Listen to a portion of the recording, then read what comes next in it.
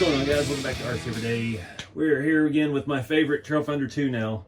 Sorry, old Red. This truck is just awesome. So, part one, we just did the unboxing, went through all the changes and the updates that are on this chassis as well as the new body. Second part, we re-engineered the suspension and got it sitting lower, looking a little bit more scale. And I ran out of shocks.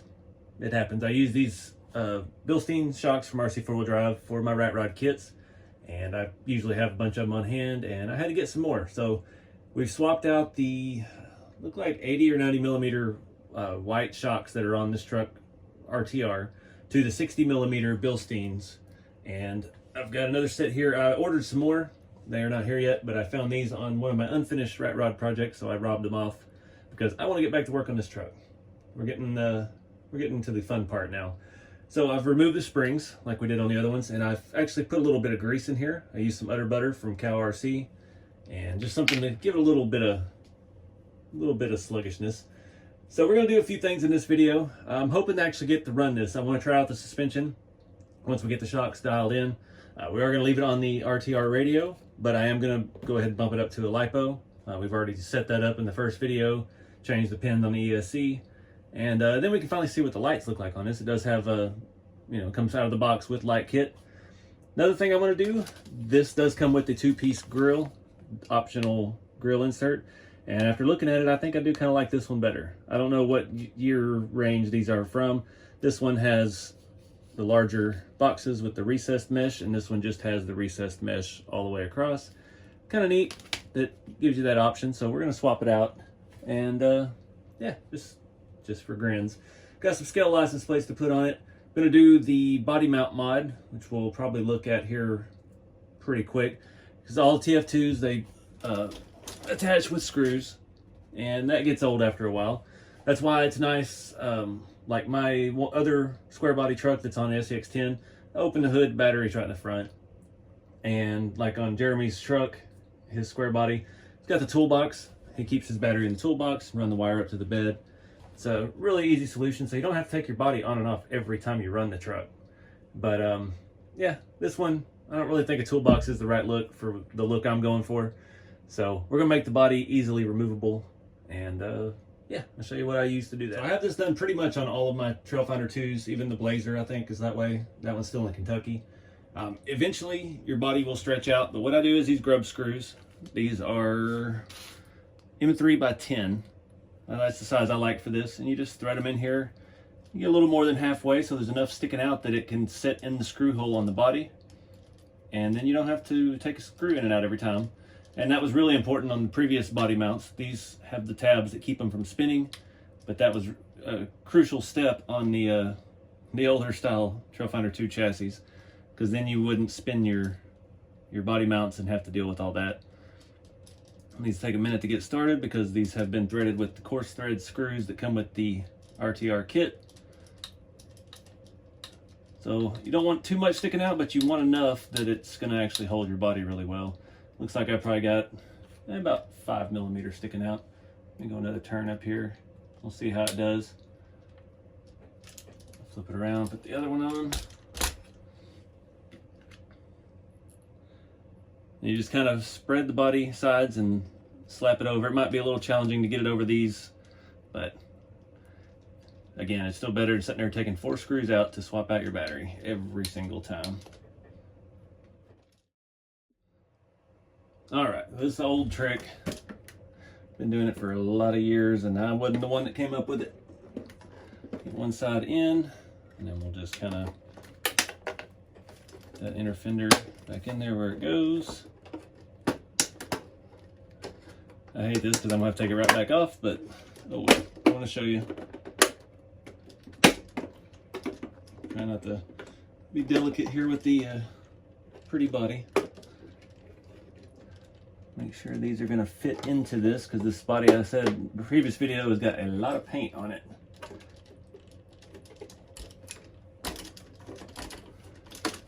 Looking good. So this side lined up. Oh yeah, perfect. So I just picked the entire body up by the fender, or by the body itself, picked the whole car up. So that'll work. Go ahead and pull this back off. You just pop one side loose, Trying not to, it's hot in here today. My hands are sweaty. I'm really trying to keep fingerprints off this body, but I know it's going to be impossible. And because this body is so tight, it's going to be a fight to get that off this side. If you really wanted to, you could run a small drill bit through there, and that one's, there we go. But I'm not keen on drilling brand new bodies. So that's done. I get these on Amazon. These are what you use on your drive shafts and drive shaft pins and things like that. I get these multi-packs on Amazon. They're like $10 or less.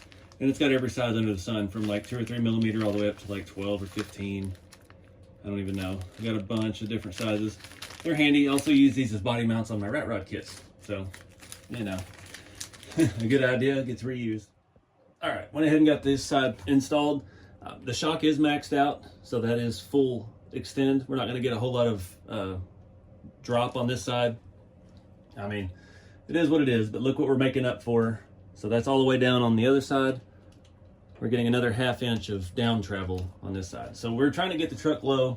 This is going to serve its purpose very well. Shock fits nicely in there, and yeah. So I'm going to swap out the other side. Be sure to keep mind of your spacers, because those shock eyelets only flex so much, and you don't want to put them in a bind. So I'm going to swap the other one out, and we'll see how the rear looks. So I'm very happy with that. Like, we already did this in the front. We're getting equal amounts of down travel. Still pretty stiff for the leaf springs, but again, we're only running one on the back for now until we get them broken in. Then we can come back and add the secondary leaf in. If you're going to drive it a whole lot, I would say go ahead and leave 2 in the back, because they will break in quickly if you're driving it pretty consistently. But I don't drive that much. I like more the modeling side of it, so this is the route I'm taking. But I like it sitting nice and level. It felt like to me with the before these shocks kind of pulled it down, that we were still getting a little bit of rake. The back was up just a hair. But there's a compromise here as well. If you are so inclined that you want that up travel, you can mount this shock in this upper hole on the axle, and it will give you a pretty even up and down movement. You won't get that much drop. You probably get that much drop, but then you'll get that much up travel as well. So it's all about your preference. This is the route we're going with this on here. So let's move on now to, let's change the grill out. All right, so this would be easier if we took the entire grill assembly out. I'm not gonna do that because we have wires, and yeah, I'm not gonna mess with all that. So I've got the end of my Bauhaus tool here. You can see it fits down in there nice and straight. I'm gonna grab some needle nose pliers here, and see if we can break this loose so we can turn it by hand. Yep, perfect. Get the other one broken loose. Easy trick, and we'll do the same thing, putting it back together. Don't want that grill to fly out, but see if we can get it in there pretty snug. Let me flip this around here and see what we can do. I bet we can do this. We can push it through. There we go. Give it a little nudge. Maybe I need a different size. There it is. Perfect. So you can see the difference here. This one is all recessed. The bow tie sticks out level with the trim. This one has larger squares that stick out level with the trim and the bow tie, and has the mesh behind it. So I'll swap that in, do the same thing, just backwards. The inside of that whole grill area is blacked out, which is very nice. It's gonna make it look pretty cool. Adds that depth. We'd have to do it ourselves if they hadn't done it for us, so you're just saving us some trouble. Let me get that seated in there real good. And we'll start these screws by hand.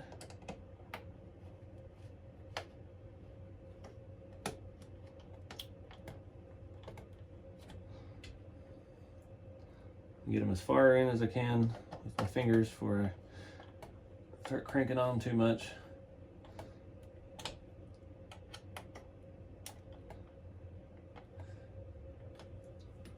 All right.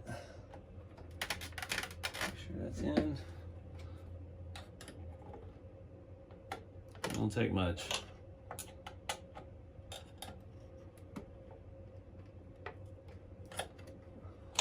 All right, let's see how we did. I like it.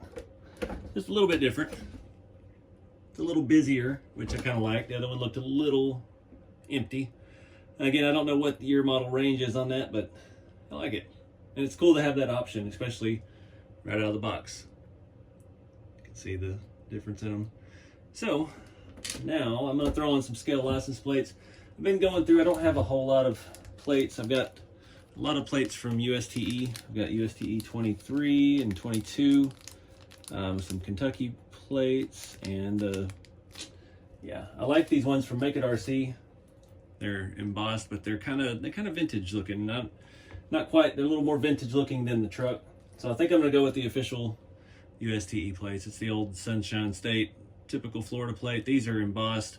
They sell these at the events. A lot of events are starting to do stuff like that. It's pretty cool. So let me find what I use for that. Well, typically I use a Tamiya two-sided tape that comes with their like on-road stuff to attach electronics.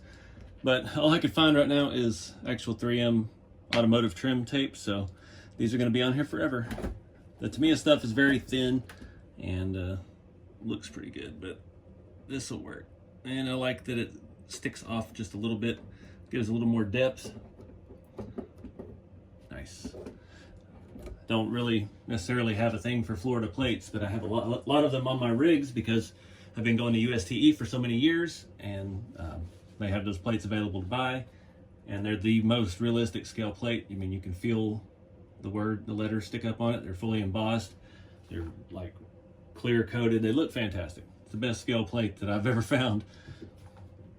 So I'm gonna do the back real quick, and we'll see what's next for this thing. All right, ready to throw a battery in. I don't really have anything with an XT60 on it. I don't want to use the stick pack. I've got this little 2000 two-cell Helios. It's got the whatever the blue one's called, EC3. It'll fit an XT60. I know it's kind of a no-no, but that one fits so well that I'm not gonna worry about it. I'll wait till I get to where I'm gonna crawl before I strap this down all the way, but I want to plug these lights in and check it out. All right, guys. Got a little bit of bench top crawling going on. See, we got more flex than it had out of the box. Very scale looking. It'll go a little bit higher. I don't have the right thing to crawl out here right now. Let me try everybody's favorite wheel, Sin Racing one. Oh yeah, like it's nothing. Still got 3 firmly planted. I love this tire compound. These feel super, super smooth.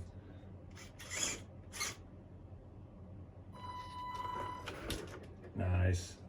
So I'm gonna let it cool down a little bit outside. It is the heat of summer here in Texas, so yeah, it's still like 102, and the sun is setting, so we'll see what we can get. If not, we'll find somewhere cool to go tomorrow. Hopefully cool in the morning.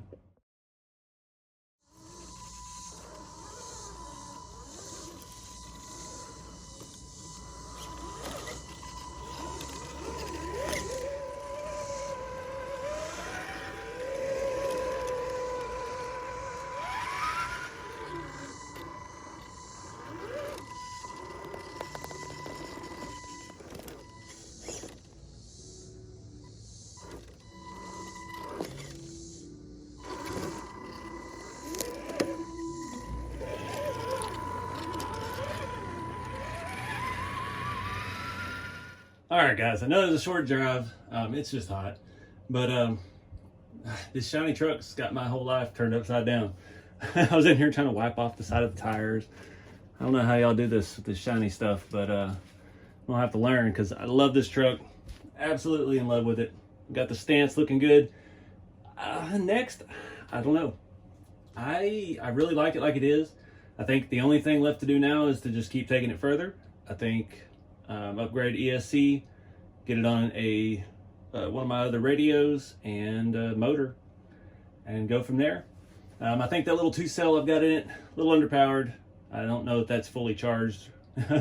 May still, I don't know. It's just a little bit much. It felt like I might as well have driven it with the stick pack it came with. So definitely want to get that on a 3-cell. Need that punch to get over things more smoothly. And if that doesn't do the trick, then we'll move on to ESC. Probably throw in something like a Hobby Wing 1080 or something. Those have always been very consistent, and they're so tunable. You get the program cards and stuff like that, and really fine tune everything with it. But yeah, be sure to check out RC4wd Drive if you're into this kind of stuff, the scale stuff. It's not about the crawling for me. That's why I didn't spend that much time driving. It's more about the build and the realism. And as far as scale looks right now, the way this truck sits, I don't have any complaints. I love it. I love the stance. I love the tire size with it. It's really it's perfect. So yeah, I still want to address the interior. I'm not sure I want to try to tear that out right now. It does look like the door panels may be glued into the body.